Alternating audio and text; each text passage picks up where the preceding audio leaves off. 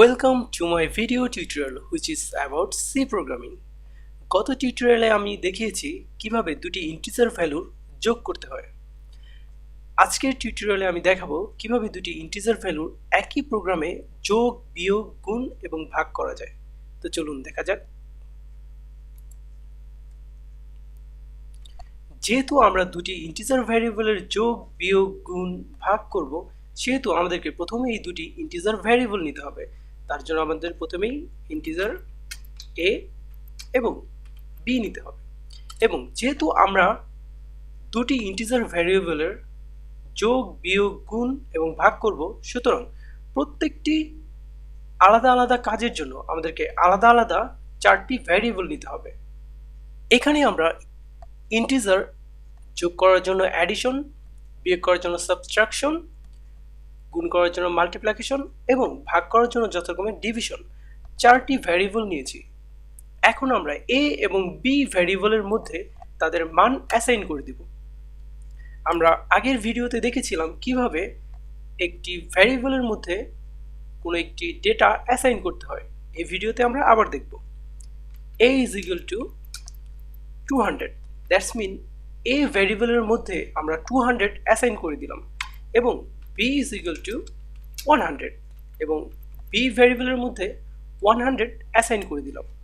এখন a O b ভ্যারিয়েবলের মধ্যে আমরা দুটি ডেটা অ্যাসাইন করে দিলাম। যেহেতু আমরা যোগ, বিয়োগ এবং গুণ ও ভাগের কাজ করব, সুতরাং এই যোগের জন্য আমরা যেই ভ্যারিয়েবলটি নিয়েছি অ্যাডিশন, বিয়োগের জন্য সাবট্রাকশন, এই ভ্যারিয়েবলগুলোর মধ্যে a এবং b এর মানগুলো অ্যাসাইন করে দিতে হবে।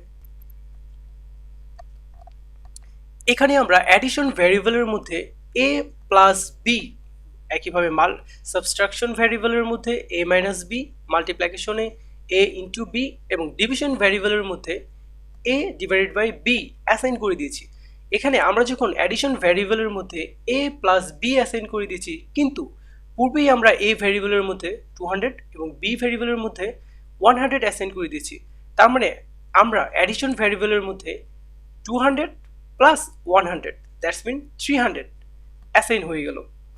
এখন একইভাবে সাবট্রাকশন ভ্যারিয়েবলের মধ্যে 200 মাইনাস 100, মাল্টিপ্লিকেশন ভ্যারিয়েবলের মধ্যে 200 ইন্টু 100 এবং ডিভিশন ভ্যারিয়েবলের মধ্যে 200 ডিভাইডেড বাই 100 অ্যাসাইন হয়ে গেছে।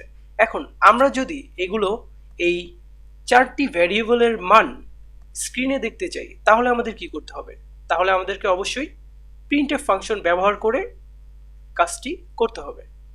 তো চলুন করে ফেলি।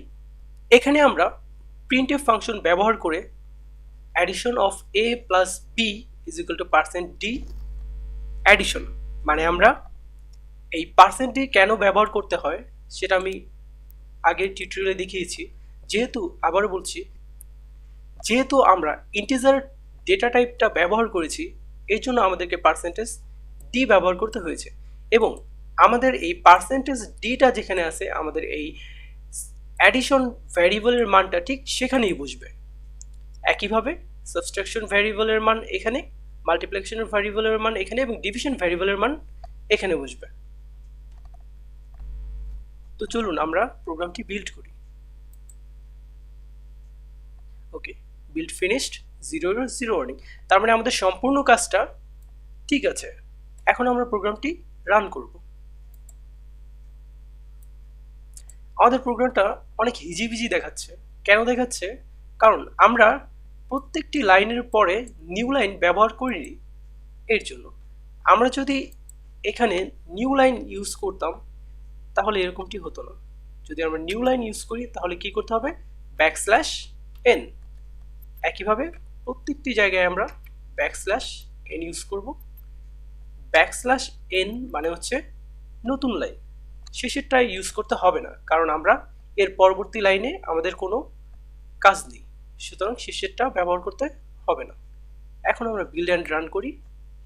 এখন দেখা যাচ্ছে addition of a plus b is equal to 300, subtraction of a minus b is equal to 100, multiplication of a into b is equal to 20,000 এবং division of a divided by b is equal to 2। thank you for watching this video, and for more videos please stay with me.